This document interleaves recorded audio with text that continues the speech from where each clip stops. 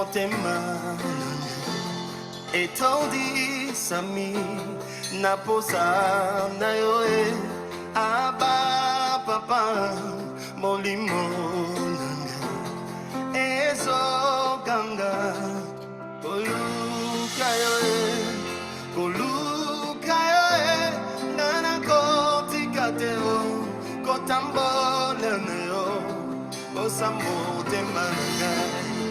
Bien-aimés, nous voulons encore dire merci au Seigneur qui nous donne la vie, qui permet que nous puissions être là pour continuer ce que nous avons commencé le mardi passé. Et nous savons que notre grand thème, c'est le cœur de l'homme. Et le sous-thème, nous sommes en train de parler de l'amour comme l'unique condition qui permet à l'homme de servir le Seigneur. Et nous avons vu dans la parole de Dieu beaucoup de passages et la place qu'occupe l'amour dans le cœur du Seigneur. Et comment les chrétiens peuvent servir le Seigneur avec amour.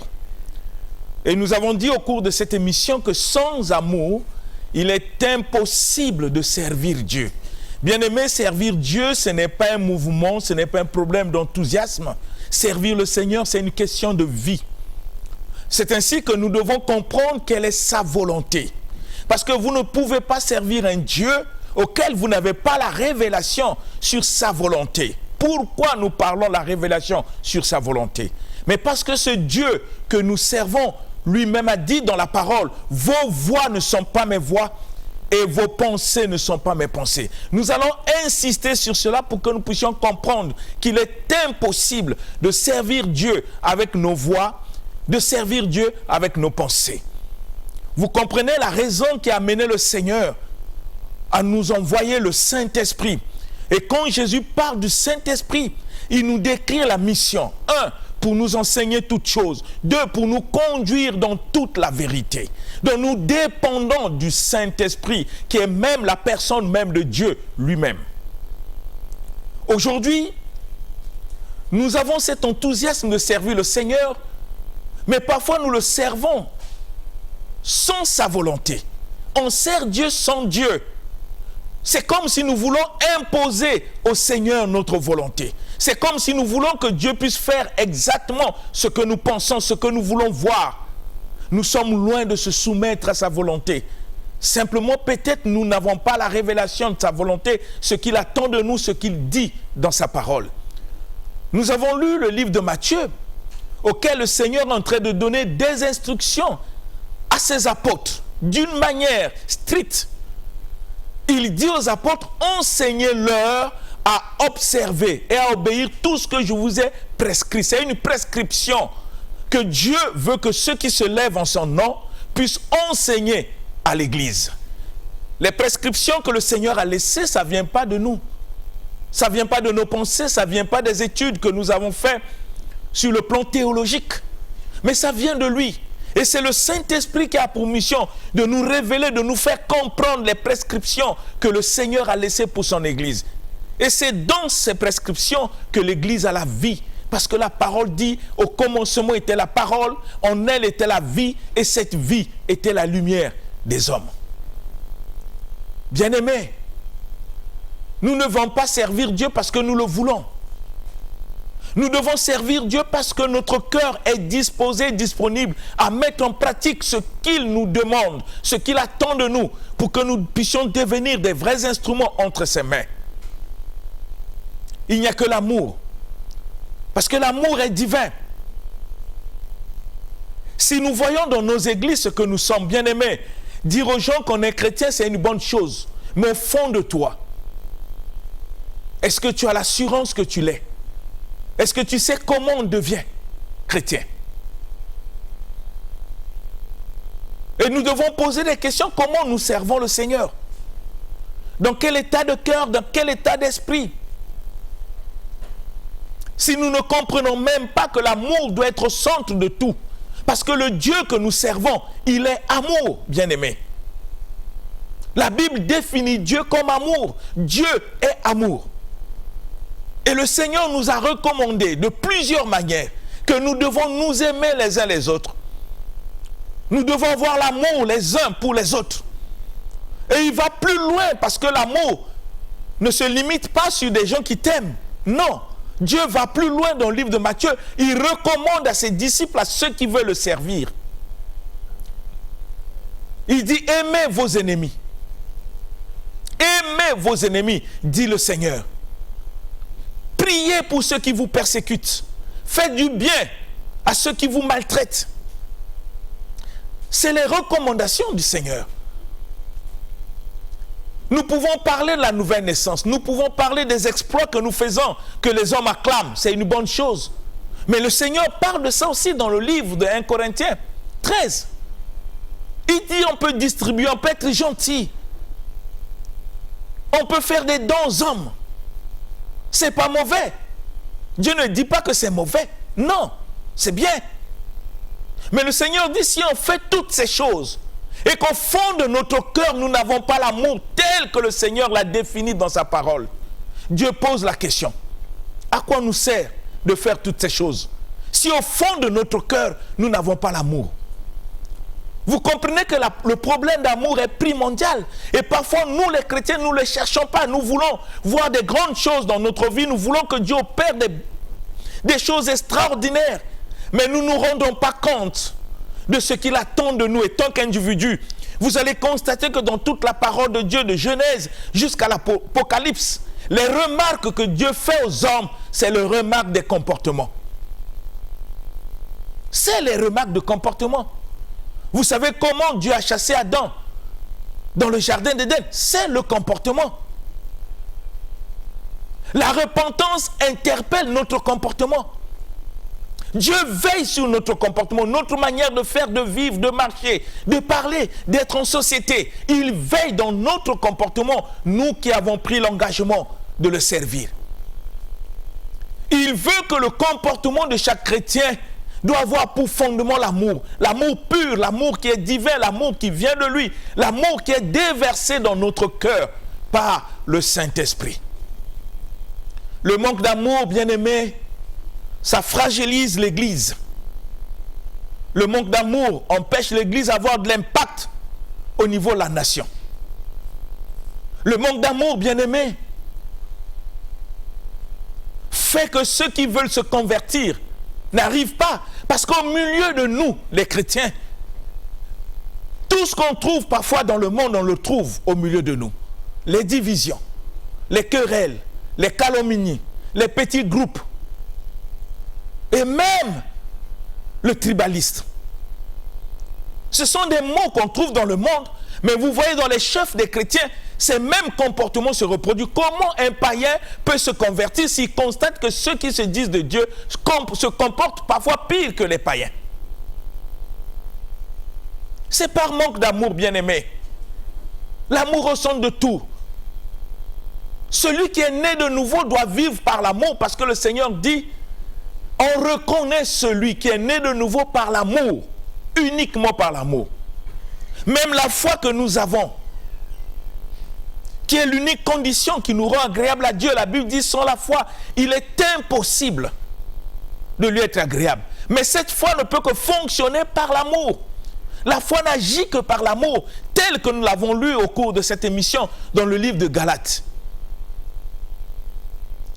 Bien-aimés, vous comprenez la valeur de l'amour, c'est une question de responsabilité de chaque chrétien, comme le salut individuel. Chaque chrétien doit comprendre si sa vie manifeste l'amour tel que le Seigneur l'a enseigné dans sa parole. L'amour est important. L'amour est capital. L'amour au centre de tout. Sans amour, comme je l'ai dit, je le répète, il est impossible que nous puissions servir le Seigneur. Nous avons lu le livre de 1 Pierre 1, 22 le mardi passé. Et nous allons commencer par là pour que nous comprenions ce que le Seigneur nous enseigne. Nous lisons le livre de 1 Pierre chapitre 1 verset 22. Que dit le Seigneur dans ce passage? 1 Pierre chapitre 1, le verset 22. 1 Pierre chapitre 1 au verset 22, dans la version Louis II, nous lisons notre Seigneur. Amen. Ayant purifié vos âmes en obéissant à la vérité, pour avoir un amour fraternel sincère, aimez-vous ardemment les uns les autres de tout votre cœur. Amen. Amen. Voilà les recommandations du Seigneur. Ayant purifié nos âmes. Ayant purifié nos âmes. Dans quel but? Afin que nous puissions obéir à la vérité. Pourquoi on doit obéir? C'est pour avoir un amour tel que Dieu le dit, un amour fraternel, sincère. Dieu nous purifie afin que nous puissions obéir à la vérité, afin d'avoir un amour fraternel sincère. Et le Seigneur nous recommande, aimez-vous ardemment les uns les autres de tout votre cœur. Aimez-vous ardemment les uns les autres de tout votre cœur. Nous ne pouvons pas faire semblant pour être comme des hypocrites. Nous ne pouvons pas apparaître devant les hommes comme si nous avons l'amour. La vie chrétienne n'est pas faire semblant. C'est l'être tel que Dieu le dit dans sa parole. Est-ce que nous nous aimons les uns les autres de tout notre cœur? Est-ce que nous aimons ardemment? Les mots sont tellement forts, tels que la parole nous révèle. Est-ce que tu aimes dans ton cœur? Est-ce que tu aimes? Est-ce que moi j'aime? Est-ce que nous nous aimons tel que Dieu le recommande, pas tel que nous pensons, bien-aimés? Tout ce que Dieu fait pour nous, c'est afin que nous puissions nous aimer. Rappelez-vous ce que le Seigneur a fait aux apôtres en lavant les pieds des apôtres. C'est pour leur montrer l'amour. Mais aujourd'hui, dans les chefs de ceux qui se disent chrétiens, nous qui avons cru au Seigneur, on ne voit pas cet amour tel que Dieu l'a défini dans sa parole, dans notre conduite, dans notre comportement. Est-ce qu'on peut être fier pour dire que nous sommes en train de servir le Seigneur? Est-ce qu'on peut être fier de dire aux gens que nous sommes chrétiens si nous savons qu'au fond de notre cœur, nous n'avons pas l'amour tel que Dieu l'a défini dans sa parole? Quel genre de chrétiens sommes-nous? Nous avons lu le livre de Luc aussi, quand Jésus dit « Pourquoi m'appelez-vous Seigneur et ne faites-vous pas ce que moi je dis ?» Qu'est-ce que Jésus nous dit? Aimez-vous ardemment les uns les autres de tout votre cœur. Nous pouvons organiser beaucoup de choses. Organiser des croisades. Prier, c'est une bonne chose, bien-aimé, c'est pas mauvais. Mais est-ce que nous qui faisons ces choses, nous avons accompli la loi de l'amour dans notre cœur? Parce que c'est l'unique loi auquel on a posé la question à Jésus. Quel est le plus grand commandement de toute la loi? Jésus a répondu que le plus grand commandement, c'est d'aimer. Aimer Dieu et aimer son prochain. Et il ajoute que de ces deux commandements dépendent la loi et les prophètes. Nous avons besoin d'aller passer l'éternité avec le Seigneur. Nous sommes en train d'attendre le retour du Seigneur, mais on l'attend avec quel état de cœur si nous n'arrivons pas à faire des efforts afin de manifester l'amour tel que Dieu l'a défini dans sa parole. Bien-aimés, nous devons comprendre que aller à l'église, ce n'est pas une habitude. Aller à l'église, ce n'est pas une option. Aller à l'église, c'est une question de vie. Une question de vie auquel nous devons nous déterminer. Nous devons prendre un engagement avec notre cœur en disposant notre vie à vivre tel que Dieu le veut. C'est ainsi que le Seigneur Jésus ne cesse de nous interpeller. Que quand nous venons à lui, il dit marchez par l'esprit. Pas par la chair, marchez par l'esprit. Et vous n'accomplirez plus les désirs de la chair, dit le Seigneur. Or, l'amour vient dans notre cœur par l'Esprit de Dieu. Comme le dit le livre de Romains, que c'est l'Esprit de Dieu qui amène l'amour dans notre cœur. On peut être fier d'adorer Dieu. On peut être fier de louer Dieu. On peut être fier des nombres de personnes qui se convertissent dans nos églises. On peut compter le nombre, qu'on soit 10 000, on soit 1000, on soit 1500, 2500. Ce n'est pas une fierté, il faut te rassurer que l'ensemble de ces âmes qui fréquentent l'église, quel est l'état de leur cœur par rapport à l'amour que Dieu nous demande d'avoir comme vie. Regardez le livre de Luc. Ce que le Seigneur lui-même dit, Luc chapitre 6, le verset 35. Regardons un peu ce livre pour que nous puissions comprendre. Luc chapitre 6, le verset 35. Luc chapitre 6, au verset 35, nous lisons notre Seigneur. Amen. Mais aimez vos ennemis, faites du bien et prêtez sans rien espérer. Et votre récompense sera grande, et vous serez fils du Très-Haut, car il est bon pour les ingrats et pour les méchants. Amen. Amen. Bien-aimés, vous comprenez ce que Jésus lui-même nous enseigne dans sa parole. Qu'est-ce qu'il nous recommande? Mais aimez vos ennemis. Voilà ce que le Seigneur nous recommande. Aimez vos ennemis. Cela sous-entend qu'il est impossible qu'un chrétien véritable puisse avoir des ennemis. Mais malheureusement, même au sein de l'Église, des chrétiens ont des ennemis, des frères et sœurs qui sont ses ennemis. Au sein de la famille, des chrétiens ont des ennemis, ce sont des parents. Au milieu du travail, des chrétiens ont des ennemis, ce sont des collègues du travail. Dans le quartier, le chrétien parfois a des ennemis. C'est nos frères et sœurs du quartier. Mais le Seigneur, que nous adorons, que nous prions, que nous disons être notre Seigneur et Sauveur, nous recommande: aimez vos ennemis. Aimez vos ennemis. Ça veut dire que chacun doit se poser la question, bien-aimé, avant d'avancer avec le Seigneur, il faut d'abord voir dans ta vie, est-ce que cette parole s'est accomplie dans ta vie? Est-ce que c'est comme ça que tu vis? Celui qui te recommande, ce n'est pas l'apôtre Pierre, ce n'est pas Jean, ce n'est pas Jacques, ce n'est pas Matthieu, ce n'est pas Luc. C'est celui dont tu prétends être ton Seigneur, notre Seigneur Jésus-Christ. Qu'est-ce qu'il nous dit? Aimez vos ennemis. Quelle est la réponse que tu donnes au Seigneur quand il te recommande d'aimer tes ennemis? Quelle réponse tu donnes à Dieu? Il faut examiner ta vie. Chaque fois que tu sers le Seigneur, à la lumière de sa parole, est-ce que ces recommandations que le Seigneur me demande dans sa parole, je l'ai déjà accompli dans ma vie? Avant d'avancer, nous ne devons pas faire semblant, bien-aimés. Nous devons savoir là où on va, et comment on va, et comment on vit. Est-ce que notre vie se conforme à la volonté de Dieu, à sa pensée? Parce que Dieu dit, mes pensées ne sont pas vos pensées, mes voix ne sont pas vos voix. Ce que nous venons de lire, c'est réellement la pensée du Seigneur. Et qu'est-ce que la pensée de Dieu me demande? Il faut aimer tes ennemis.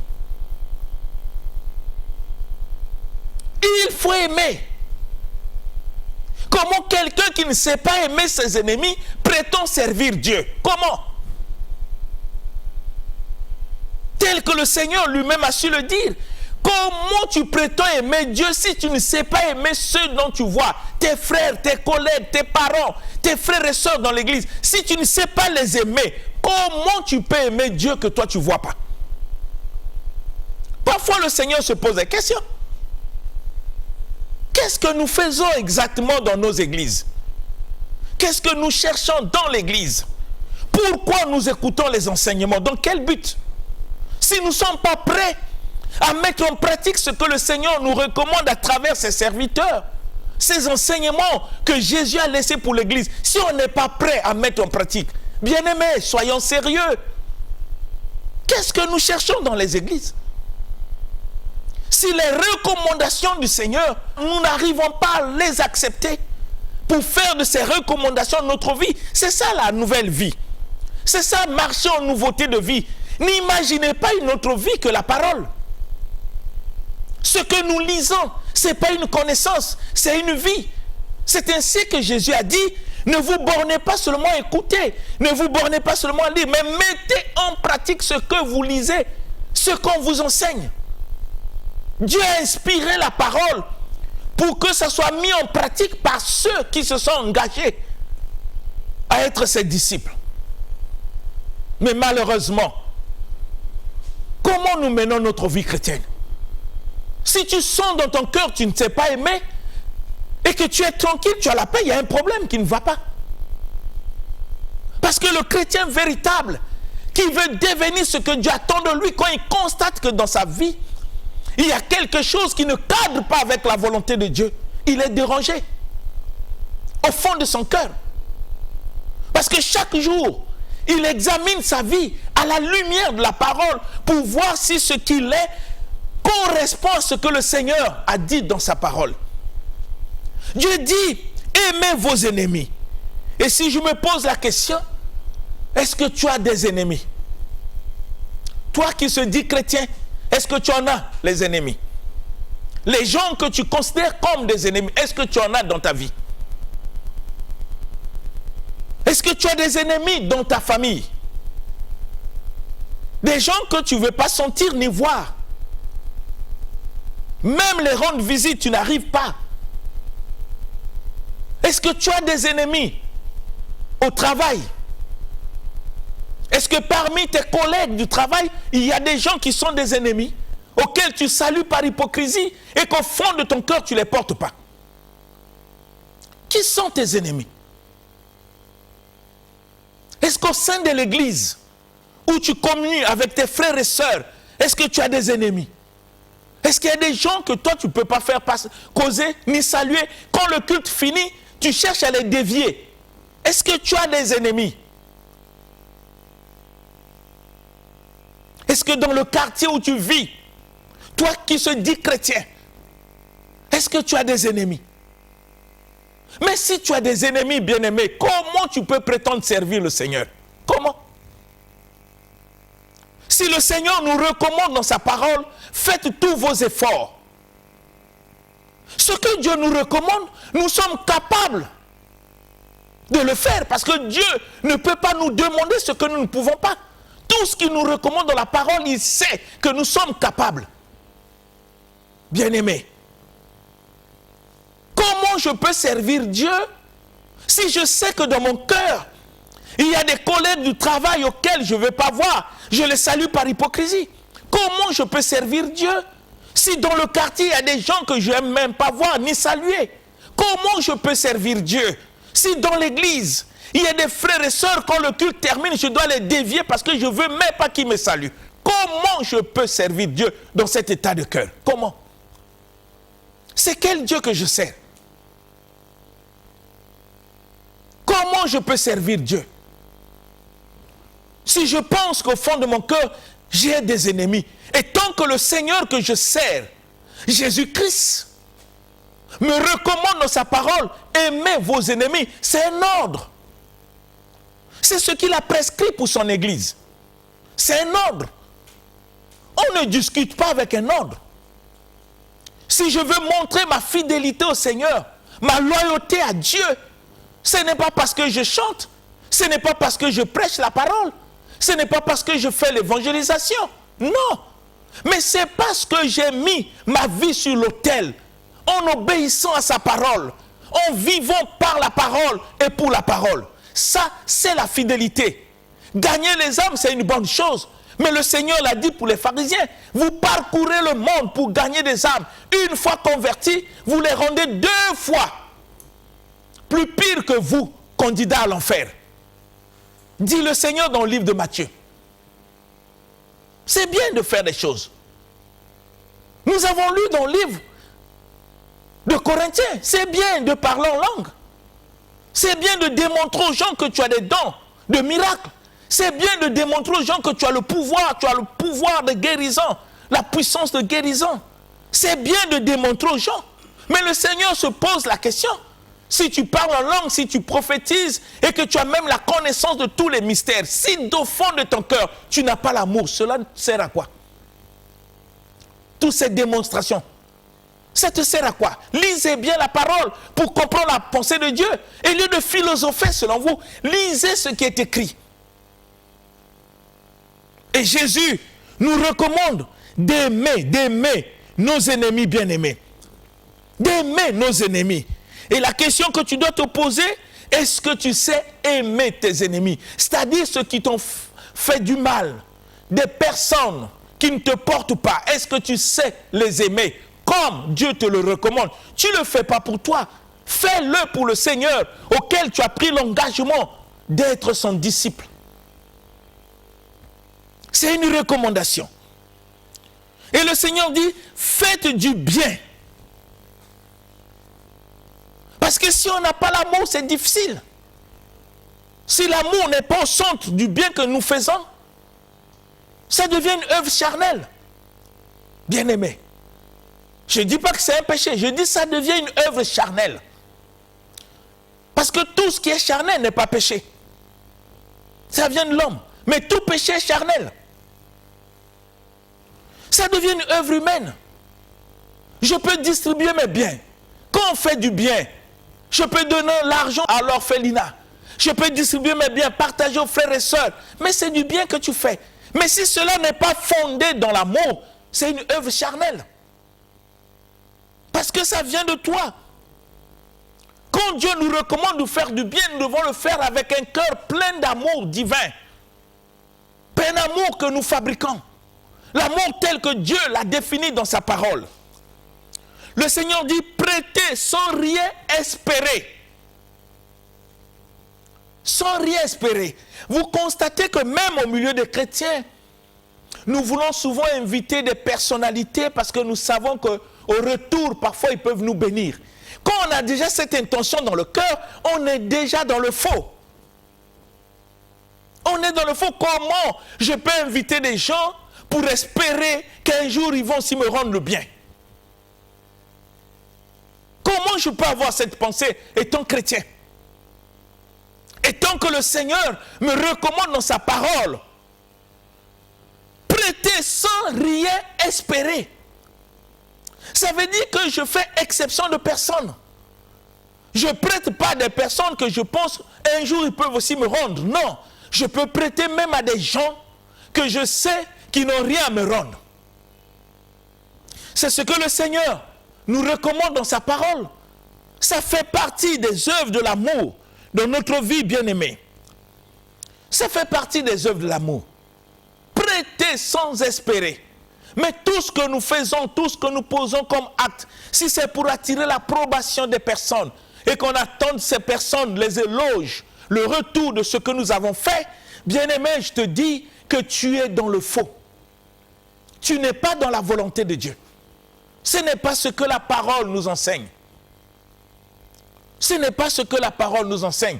Même quand vous lisez le livre de Matthieu chapitre 5, vous allez voir, Jésus dit, mais si vous saluez seulement ceux qui vous saluent, que faites-vous d'extraordinaire? Même les païens le font.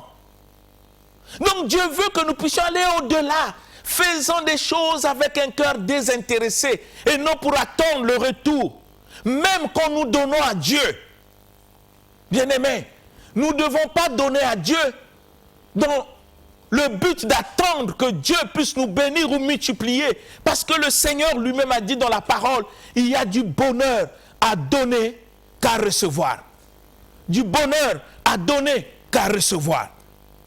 Nous devons prêter sans espérer. Et la Bible dit, et votre récompense sera grande. C'est Dieu lui-même. Autant voulu, c'est en pesant l'acte d'amour que nous manifestons envers des frères et sœurs, Dieu sait lui-même comment nous récompenser. Et la Bible dit, vous serez fils du Dieu très haut. Vous êtes des fils. C'est ce que Dieu nous qualifie, comme des fils. Parce que nous manifestons des actes d'amour. Et la Bible dit, il nous montre le caractère de Dieu. Car ce Dieu que nous prions est bon pour les ingrats, et il est aussi bon pour les méchants. Voyez le caractère de Dieu. Il fait lever son soleil sur les bons et les méchants. Et la Bible dit, ce Dieu est bon pour les ingrats, il est aussi bon pour les méchants. Maintenant, nous qui sommes ses enfants, nous sommes bons pour qui? Si dans notre cœur, il n'y a pas l'amour, nous sommes bons pour qui? Bien-aimés, vous comprenez la valeur de ce qui doit être l'amour dans notre vie. Cet amour que Dieu recommande à tous ses enfants. Lui qui nous a tant aimés. Parce que les relations qui nous lient avec le Seigneur, c'est des relations d'amour. Comme je l'ai toujours dit, que si Dieu ne nous avait pas tant aimés, peut-être aujourd'hui on ne sera pas des chrétiens. C'est des relations d'amour, bien-aimés. Et nous devons comprendre cela tel que Dieu nous recommande dans sa parole. Nous devons nous aimer, tel que Dieu nous recommande dans sa parole. Parce que même l'amour agit que par, même la foi plutôt agit que par l'amour. Parce que sans amour, nous ne pouvons rien. Nous allons lire le livre de 1 Jean chapitre 4, le verset 11, pour que nous comprenions la volonté de Dieu. 1 Jean chapitre 4, verset 11. 1 Jean chapitre 4, verset 11, nous lisons notre Seigneur. Bien-aimés, si Dieu nous a ainsi aimés, nous devons aussi nous aimer les uns les autres. Amen. Si Dieu nous a ainsi aimés, si Dieu nous a ainsi aimés, bien-aimés, que recommande la parole, bien-aimés, si Dieu nous a ainsi aimés, nous devons aussi nous aimer les uns les autres. Regardez le verset 12 de ce passage. Que dit le Seigneur là? 1 Jean chapitre 4, au verset 12, nous lisons notre Seigneur. Amen. Personne n'a jamais vu Dieu. Si nous nous aimons les uns les autres, Dieu demeure en nous et son amour est parfait en nous. Amen. Amen. Quelle recommandation, bien-aimés. Quelle recommandation. La parole nous dit, bien-aimés, si Dieu nous a aimés ainsi, nous devons aussi nous aimer les uns les autres. Personne n'a jamais vu Dieu. Personne n'a jamais vu Dieu. Si nous aimons les uns les autres, Dieu demeure en nous. Je ne sais pas si nous comprenons. Dieu demeure en nous et son amour est parfait en nous. Je veux que tu puisses réfléchir, bien-aimé. C'est une recommandation. Est-ce que c'est ce que nous sommes dans nos églises? Est-ce que ce que nous sommes dans nos familles? Est-ce que c'est ce que nous sommes dans le quartier? Est-ce que c'est ce que nous sommes au niveau du travail? Nous devons nous aimer les uns les autres, dit le Seigneur, s'il nous a tant aimés.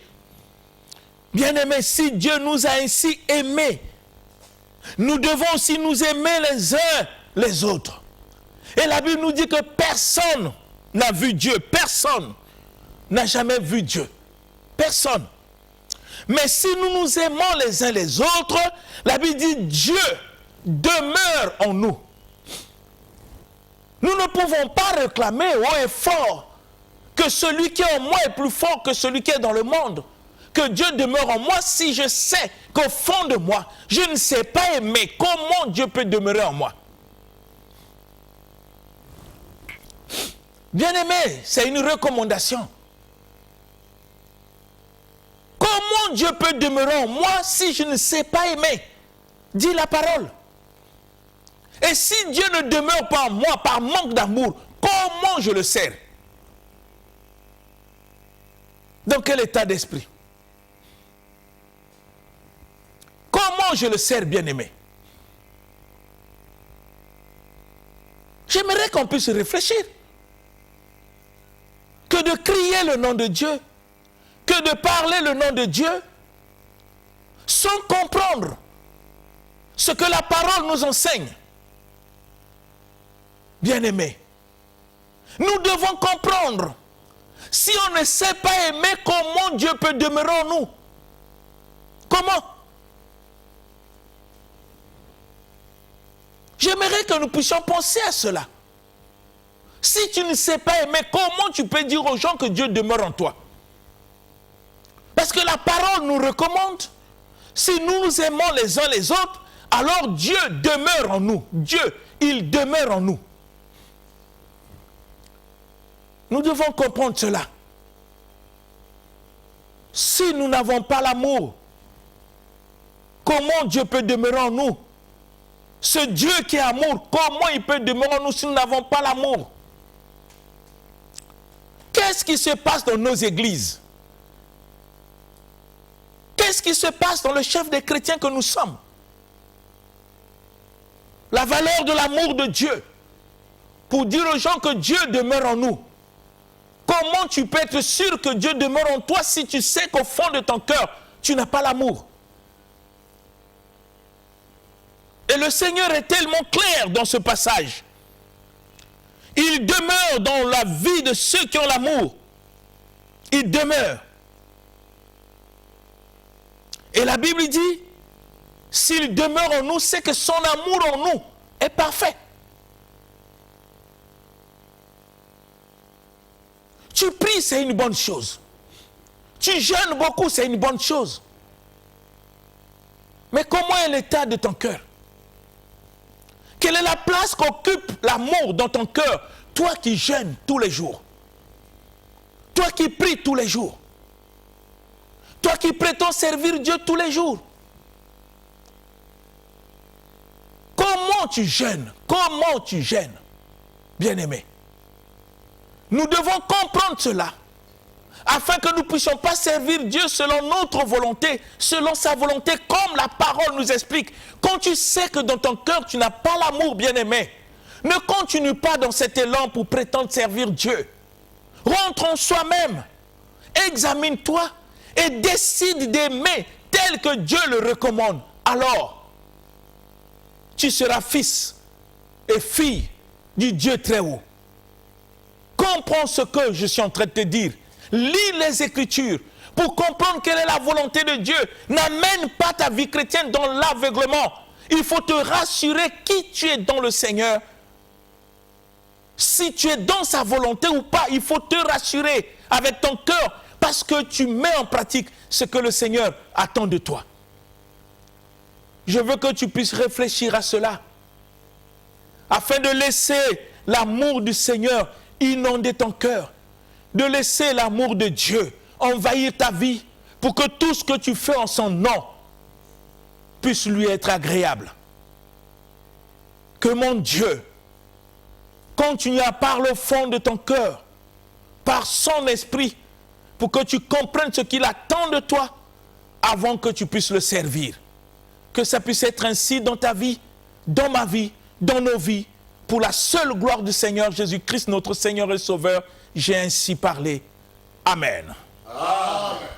L'émission Parole de vie avec le pasteur Lévi Nikwe, chaque mardi à partir de 17h10 sur DRTV International. Papa, motema etondi sami naposa na yoe aba papa